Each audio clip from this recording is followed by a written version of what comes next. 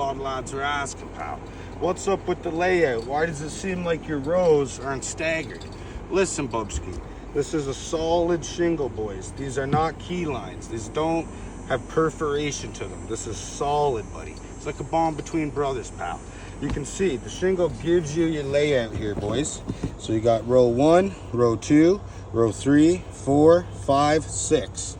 This is going to assure that your key lines are always totally random, pal. Just like the things Gary says at the Christmas dinner, buddy. That is how a real European slate lays.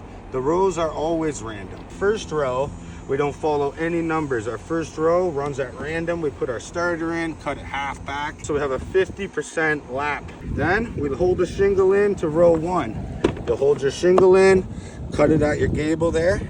Now we'll put another fully in.